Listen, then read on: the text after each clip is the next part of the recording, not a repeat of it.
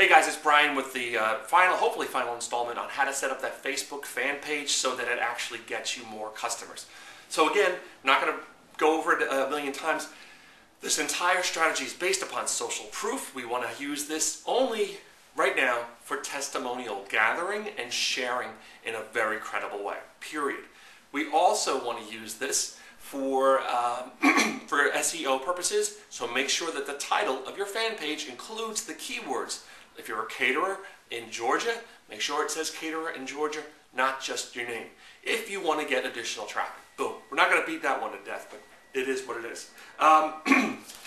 Now, next step is after you've set this up, I want you to invite a few of your close friends, one or two, not your entire Facebook friends, one or two people that you're on constant contact with that you can experiment with. You want to understand how what you do on your fan page affects the fan. So have somebody in your house or a friend fan you, and when you send out messages, start to learn by doing, learn by making mistakes when it doesn't count. Once you feel you're confident that you understand how this thing works, now it's time to go to the next phase. Next phase is, how do you get a lot of referrals up there right away? Easy. You go through your database. Now, if you're a brand new business, we're going to talk about how to do this with a brand new business, but if you've been in business a while, it's a matter of going through all those old order forms, all those old contracts, and finding the people in that pile that really loved what you did. You know the clients that it worked out really well. It worked out really well with them. These are the people, these are your raving fans.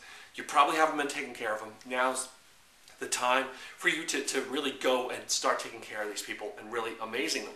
So get together a big of a list as possible of people that really love what you do for them, and then you're going to do a contact reactivation campaign.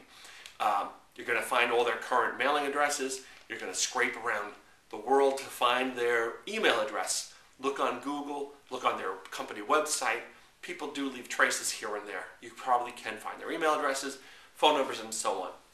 Then what I'd like to do is to reach out to these great old customers. This time of year in the US, we're coming up to Thanksgiving. So send out a Thanksgiving card. It's going to be totally different from what everybody else does. Next month, everybody in the world sends out a Christmas card, and they're just tossed into a box. And, especially from a business they're not paid attention to. You want to send out a personally handwritten Thanksgiving card to your best, your A-list customers. Don't worry, we're not talking about thousands of people. We're talking about your A-list, the people that really support you and refer business to you. Write them out a thank you card on a Thanksgiving card, telling them sincerely that you appreciate their business. I hope you do. Include in there something special. Do you have a coupon from your network? In other words, they may not be in the market to buy something necessarily from you again, but is there an affiliated business that one of your friends in the area that they could benefit from it? Maybe you did a wedding for them, and now they have a little kid. Maybe you could send a discount coupon to a studio photographer for their child, something like that. So always have that network of people in your area, non-competitive businesses that can mutually benefit from working with each other, and send out a cross-promotion perhaps, or some other item of high value. Did you see a picture of them in the newspaper, a nice article online? Print it out, send it to them, something that shows that this is not just a blast email. This is in fact something that matters to you. So do something wonderful for that A-list. Do something remarkable. And think, as Seth Godin talks about, remarkable, something worth remarking.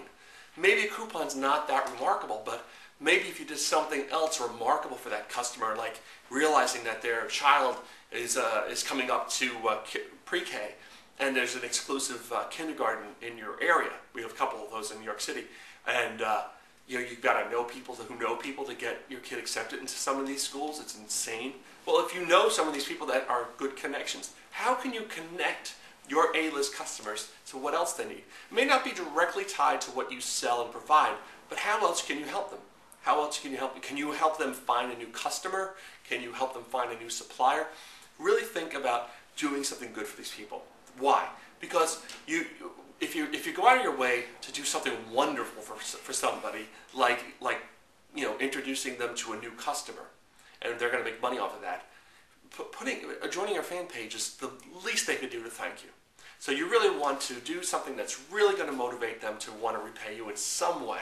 And joining a fan page and putting a few comments down is nothing. So you really want to tip the scale so that you're doing something fantastic for them. Pick up the phone and wow them. When you pick up the phone and talk to these customers, I want you to do a little market research and also build that testimonial. I want you to ask these folks, say, you know what, we're looking to really grow and improve our business. What did you like about what we did for you? What did you like about our service? And then when they tell you, write everything down. Write everything down, what they liked about your business. That's important. Then ask the next question.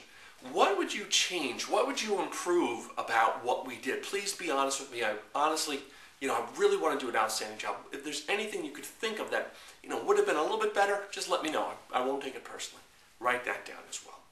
And then finally, you really just want to ask them, well, what else can I do for you? Make sure you follow up with, with something, either helping them in business or helping them in their personal life in some major or minor way.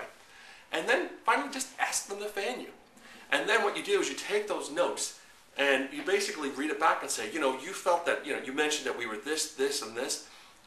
That would be really powerful if you were to put that on a comment on the wall on my fan page. If you want, I'll type that up for you. I'll email it to you, and you can just copy and paste that onto the comments. Mix it around, change it to your own words. I don't want to put words in your mouth, but take that, put it in. I want to make sure I'm under time here, so I keep checking the time.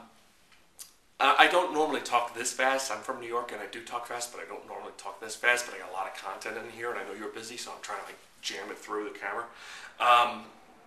So that's how you reactivate a customer, is do something fantastic for them, fantastic, wonderful, and remarkable. Reconnect with them, find out what they liked about your business, what you could have fixed about your business, and ask them to fan you, and keep trying to provide value to these guys, whether it's something minor or major. Okay, what if you don't have a whole bunch of people that you can dig into? No problem. If you only have a small existing client base, then what you want to do is you want to take your best current clients. Let's say you just did some jobs over the past week or month. Find the A-list. Actually, I would find everybody, because you'd be surprised. Sometimes you think you did and they're delighted. Other times you think you did wonderful and nothing. So on a consistent basis, what I do is after we finish up a job for a customer, put this down. You want to write this down. This needs to go into your marketing calendar, that Facebook fan page testimonials are part of your sales funnel. It's part of the marketing process. You need to know that the sale's not over when the check is cleared. The sale is still going on because you still want to get those testimonials. And there's another reason why you want to get those testimonials. We'll go into it another time. So after the job is done, I send out, first of all, a thank you email in 2 seconds, okay? Barry Friedman, hey Barry, from the Rospini Brothers, he sends out a FedEx envelope, thank you, overnights it to the customer as soon as the job is done. That's fantastic. That's an amazing way to show customers that you're serious about doing business with them. I leave a voicemail for the customer. I try to get in early or late and leave a voicemail so that they don't pick up, because I just want to give them this nice little blurb, because I don't want to get into the conversation with them just yet. So now they've got a thank you email, they've got a thank you card or a letter, and they've got a thank you voicemail. I wait a couple of days. Generally, they'll contact me and say, oh, I meant to thank you. I meant to thank you. But that's fine. When they finally do contact you, you go through their spiel. What did you like? What could we have done better? And would you please fan me? Can I put those comments together in a little blurb? And we'll talk later on about how to craft that testimonial so it's powerful. But you just don't want it to say, Barry was a great guy. You want it to say, you want it to really sell and put buying words in there so customers get excited when they read that testimonial. Okay? I'm going to upload this thing real quick. I got a couple of things to do today, a lot of things to do. And then I'm meeting up with my daughter and my wife to go see Pirate Radio tonight. So looking forward to that. So any questions, you know how to reach me, blah, blah, blah. Talk to you later. Bye.